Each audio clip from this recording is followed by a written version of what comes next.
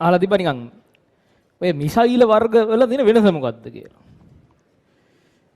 දැන් ඔය ප්‍රධාන මිසයිල් වර්ග දෙකක් තියෙනවා. එකක් තමයි බැලිස්ටික් මිසයිල්.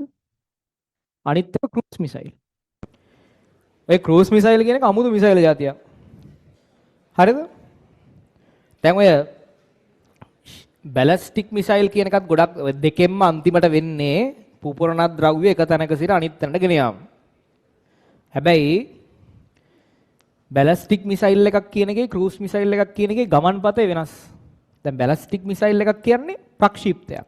ඒ කියන්නේ ඔයා කරන්නේ මෙතනදී අධිකද මේ ලෝකේ නම් අධික වේගයක් දීලා මේක විසික් කරන එක ටික දුරක් යනකම් රොකට් එන්ජින් එකකින් මේක ගෙනියන එක. රොකට් එන්ජින් එකකින් මේක ගෙනියනවා ටික දුරක් යනකම් අධික වේගයකින්. ගෙනිලා මේ හරියදී රොකට් එන්ජින් එක ඕෆ් කරලා දානවා. එතකොට නම් අර ගලක් ගැහුවා වගේ තමයි ඉතින් ප්‍රක්ෂිප්තයක් මෙහෙම අධික උසකට ගිහිල්ලා බිම් වැටෙනවා මෙහෙම. ඒතර මේ හරියදී ඊට පස්සේ ගුරුත්වයේ යටතේ දැන් මේ කිලෝමීටර් 1000 ගණක් යනවා හරි. කිලෝමීටර් 1000ක් විතරක් යනවා. 1000ක් විතර යනවා උඩට. කිලෝමීටර් 1000ක් විතර යනවා උඩට.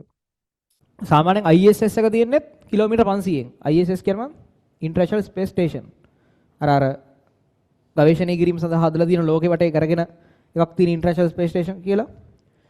අර ගගනගාමියෝ ගිහිල්ලා එතන ඉඳන් පරීක්ෂණ කරන්නේ. ඒක තියෙන්නේ කිලෝමීටර් 500කින් විතර. හරිද?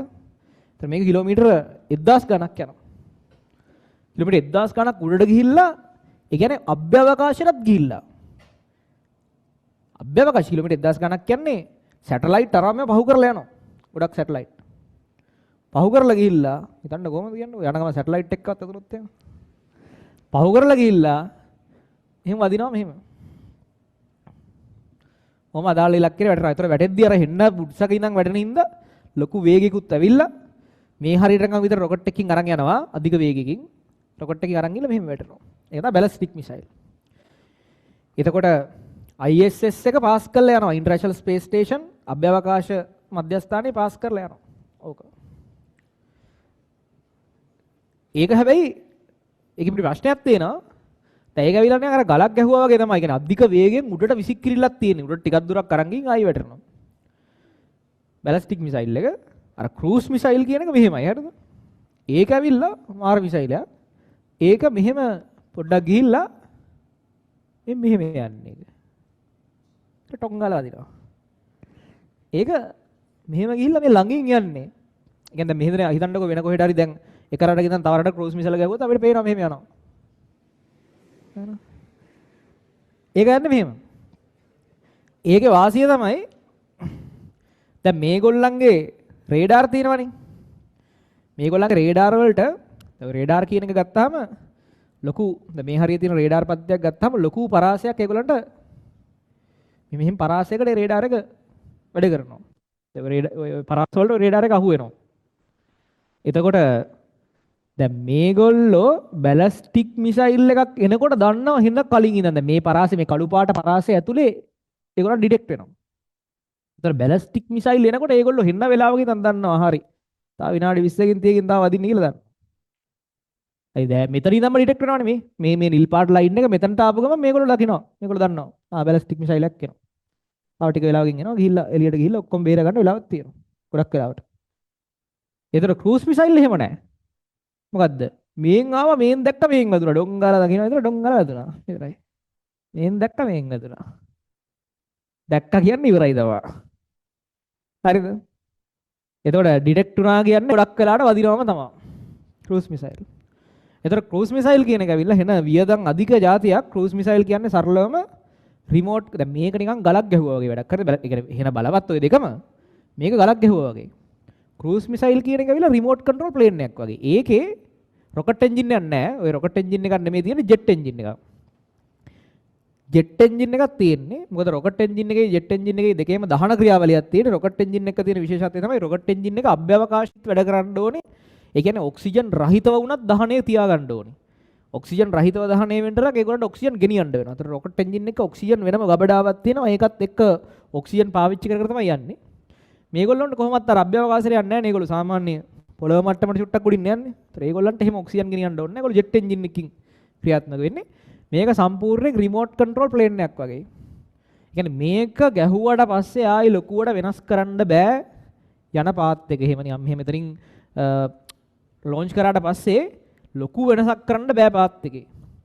මේක එහෙම නෑ. මේක රිමෝට් කන්ට්‍රෝල් ප්ලේන් එකක් වගේ. මේක හිමීට ගස් ගැන අර පුළුවන් තරම් මුවා වෙන්න පුළුවන් තන් වලින් මුවා වෙවි යන්න පුළුවන්. කඳු අරවට මේවට ඒ කියන්නේ කලින් මේගොල්ලෝ පාත් එක ඩිසයින් කරනවා. මෙන්න මේ පාත් එකේ තමයි යන්න ඕනේ කියලා.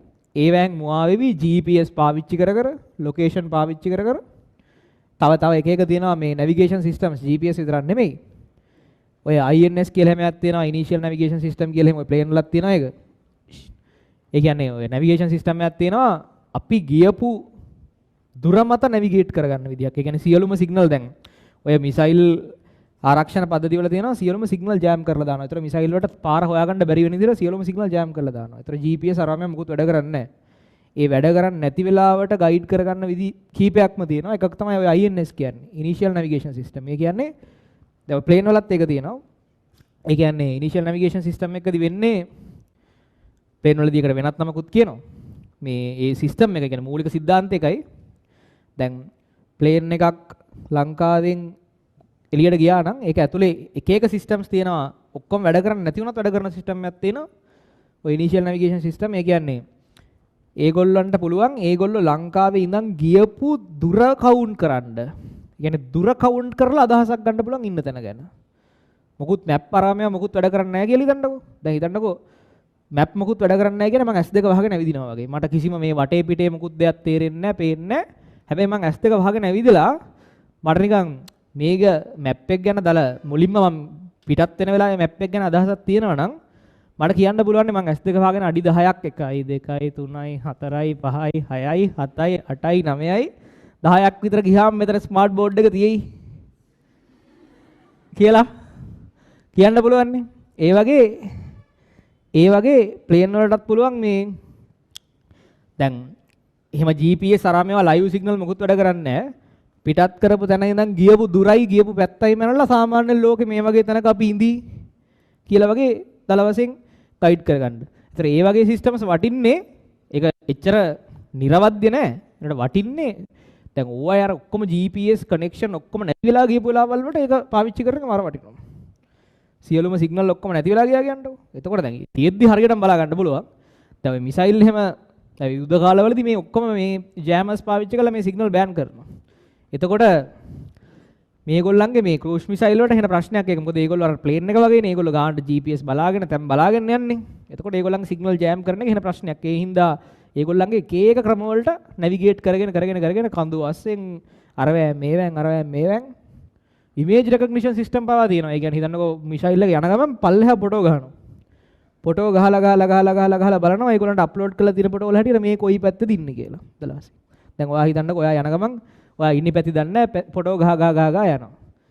ඔයා දකිනවා මොකද්ද? ගුවන් පාලමක්. ඒතර ඔයා හිතනවා නුගේගොඩ වෙන්න ඇති.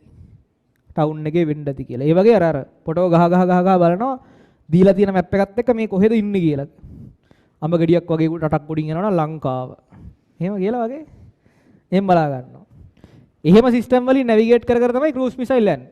ඒතර ඒගොල්ලෝ සම්පූර්ණ රිමෝට් කන්ට්‍රෝල් ප්ලේන් එකක් වගේ.